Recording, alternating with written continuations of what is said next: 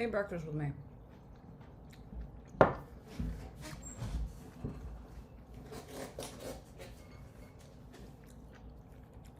Oh, cilantro.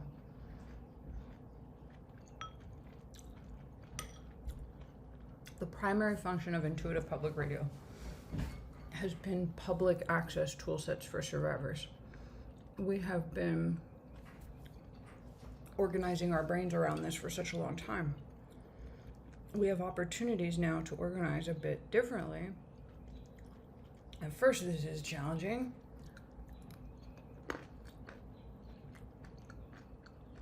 But it can become easy.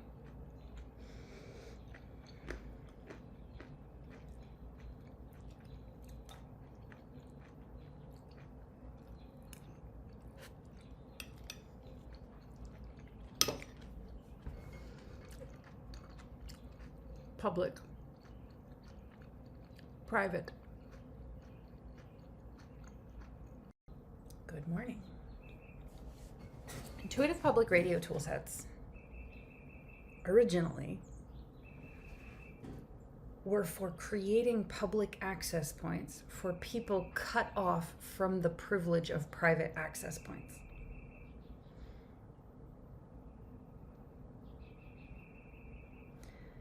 There are realms of languaging that this connects to that we have not been able to rehab in our neurologies yet, although we've made lots of progress. In order to support allies across the network who need to be very mindful about how their content shows up in public, we are improving our private access points in the ways that we can, which is wonderful. And we're thinking a lot about how do we create public access points that more people in more different situations can understand. Because right now, one of the things that happens is that where certain public access points would be amazing, crucial survival resources for people who would not be able to connect to our private resourcing because of their device situations, because of violence in their environments. How do we create public access points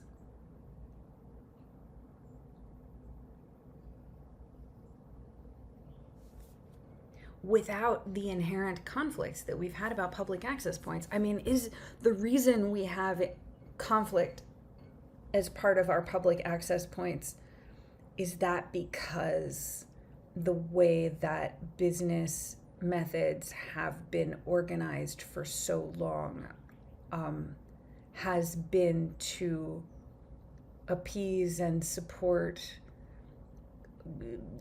colonial imperialist interests?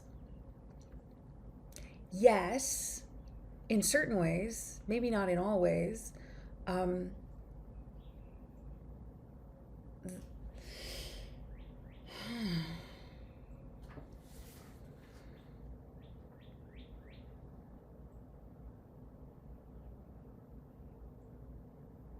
But so much of that is falling apart now, and so much of it is crumbling in transparent ways where it becomes more and more clear why certain things have been occurring. It has been challenging for me and for others to reflect consistently enough. Just in the process of rehabbing our mirror neuron functions. Are people ready for this? Are people ready to realize that part of the collective disablement that has been occurring has been in uplifting or facilitating only certain kinds of content for distributed, neurologically supportive public access, which literally undisables people if you promote the right content. So if you promote certain content to be in lots of small pieces with multiple learning modalities, so like maybe you'll have an image and video and text or something like that, and then maybe you'll also have a community member describing the thing. These are different learning modalities so that people can absorb content more quickly. So when something appears in a number of different ways, the people who come into contact with it can understand it better, more swiftly. What this means is that whatever is your ambient media environment, whoever has the means of making smaller clips and combining them with images and text and producing them on a consistent basis, those elements of the environment are most effectively in training people in the environment. So when we try to reach out to the Temple of Hip Hop, to collaborate more directly, and we did not succeed, but we did start sharing what we thought it would be all right to share. And what we've been building are the public access points that allow survivors across our community network and beyond our community network to introduce the Temple of Hip Hop into their environments in a way that entrained people, trafficker programmed people, would be able to recognize and interact with. The only way that that can happen is if there are public access points for those materials. Now, we really want to support and respect the needs of the Temple of Hip Hop in terms of their business interactions and their visibility and what platforms they interact with. And because they haven't been able to respond to our outreach so far, we don't really have communication about that. So we're not going to share those in public anymore in the hopes that in the future we can have a better conversation about it.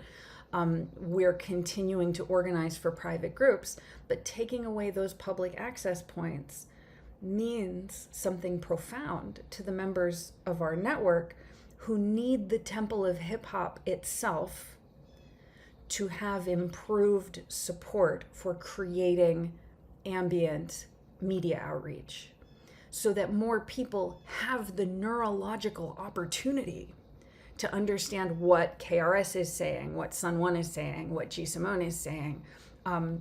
The materials that are being offered there are so immediately protective, are so immediately strengthening for people in an environment seeking to access their own inherent emergent powers of addressing their situations.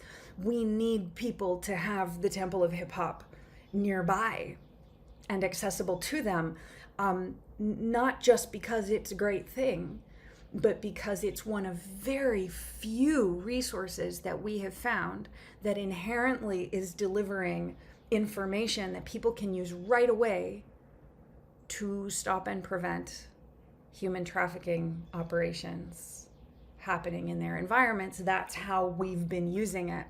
So knowing that we have really been prevented for so long from explaining this verbally because of all of the neurological injuries, we've made some different kinds of progress in terms of, we were able to reach this person, but we don't know what this conversation is yet. We have not been able to reach this group, but maybe this could happen in the future, so we're not really sure. What's most important about all of this is that we communicate what the public access points mean. We talk a lot about private membership associations. We talk a lot about operating in the private to protect our communities from predatory influences. We talk about what it means to be in public, and we still have quite a learning curve to understanding what is the impact of having to do so much of what we do in public. Like, what are the wisest ways of proceeding with that? And we're still learning.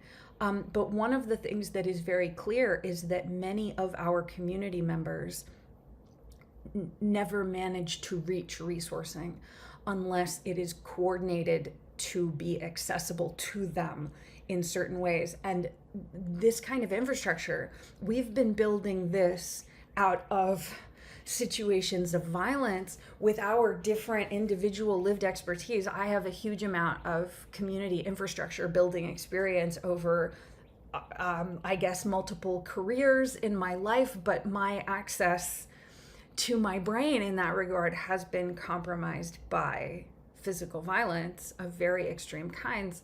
And so all of us in the network who never could reach any kind of respectful communication before, the reason we can now is because of the public access points we've been building.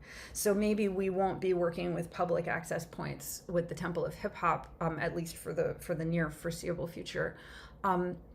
But we do want to make sure that whatever parts of this conversation we're having right now is a leaping off point, many leaping off points, to express ourselves with greater clarity about what the public access points are and what they mean to survivors in different situations. Because many people with private devices or safer home and living situations, safer work situations, they don't realize the way that people's bodies and people's devices and people's environments are being used to entrap them.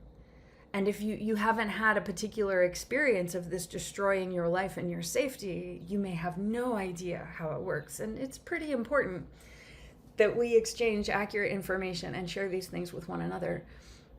So, public access points. We're going to really build out this conversation. Find more at t.me/intuitive build. Thank you for listening.